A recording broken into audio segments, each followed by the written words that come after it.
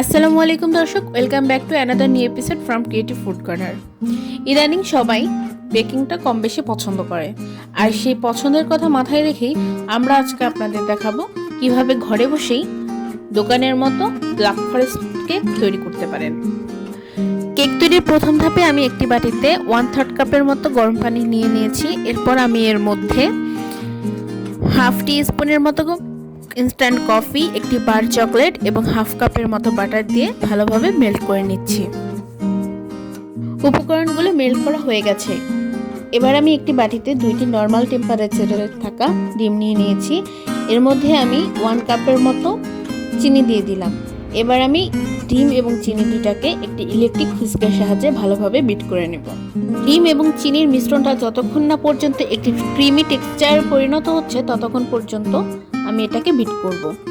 আমার বিট করা প্রায় শেষ। এ পর্যায়ে আমি সেই কফি, চকলেট এবং বাটারের মিশ্রণটা একটু একটু করে দিয়ে আবারও ভালোভাবে বিট করে নেব। আমার বিট করা শেষ। এ পর্যায়ে আমি এর মধ্যে শুকনো উপকরণগুলোকে ভালোভাবে চেলে মিক্স করে নেব।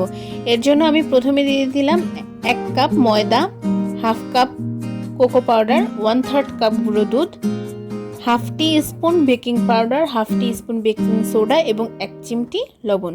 লবণটা আপনারা আপনাদের স্বাদ মতো দেবেন। এবার আমি শুকনো উপকরণগুলোকে ভালোভাবে চেলে নেব। চেলে নেবার পরে যে দানাদার অংশগুলো থাকবে সেগুলো আমি ফেলে দেব। এবার আমি আলতো হাতে একটা স্প্যাচুলার সাহায্যে ভালোভাবে শুকনো উপকরণগুলোকে সেই ডিমের মিশ্রণের সাথে মিক্সড করে নেব। আমার মিক্সড করা শেষ। এদিকে আমি কেকটা বসানোর জন্য একটি মোল্ড নিয়ে নিয়েছি।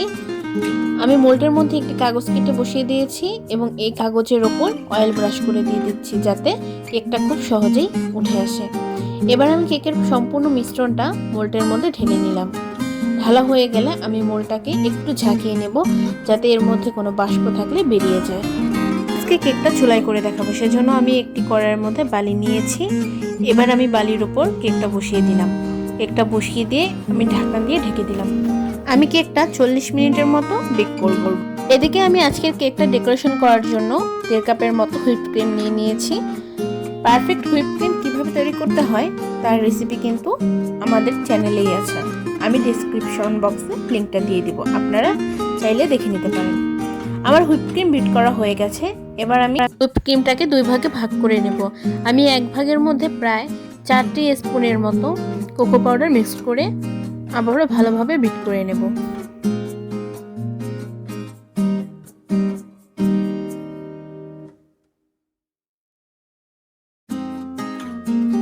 আমার ক্রিমটা বিট করা শেষ। এবার আমি ক্রিম দুইটাকে আধ ঘন্টার জন্য ফ্রিজে নর্মাল পোর্শনে রেখে একটু সেট হতে দেব।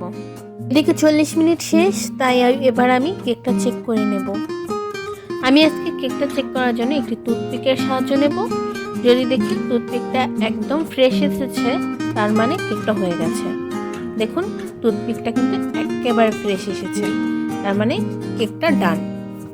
কেকটা ঠান্ডা হয়ে এলে আমি একটি ছুরির সাহায্যে কেকটাকে মোল্ডের থেকে বের করে নেব।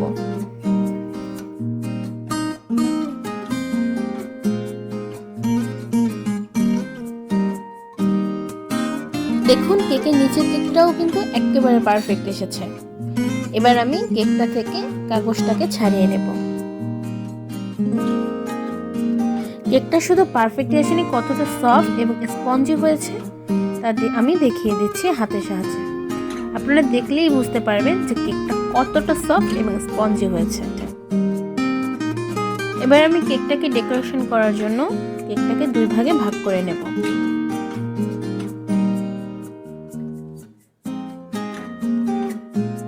আপনাদেরকে আমি কেকের ভেতরটাও দেখিয়ে দিচ্ছি। দেখুন কেকের ভেতরটাও কতটা পারফেক্ট এসেছে।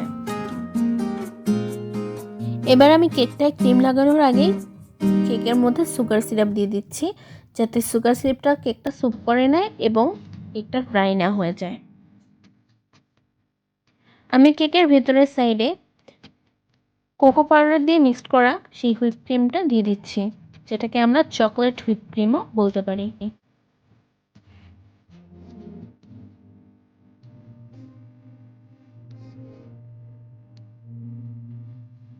ভিতরে ক্রিমটা দেওয়া হয়ে গেলে আমি এর ওপরে কেকের বাকি অংশটা দিয়ে দিচ্ছি। আমি কিন্তু এই অংশের মধ্যেও সুগার সিরাপ দিয়ে দিয়েছিলাম। এবার আমি এর ওপরে করে রাখা সেই হুইপ ক্রিমটাকে দিয়ে দিচ্ছি, যেটার মধ্যে আমি কোকো পাউডার মিক্স করিনি।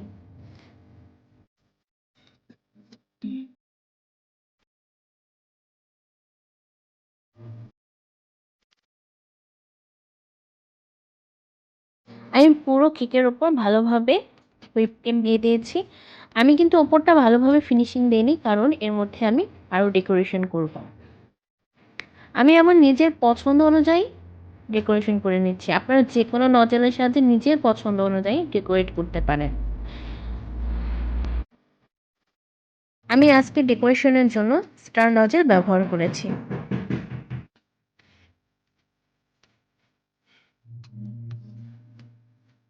আমার নজল দিয়ে ফুল তৈরি করা শেষ। এবার আমি এর উপরে ক্রাশ করা বার চকলেট দিয়ে দিচ্ছি।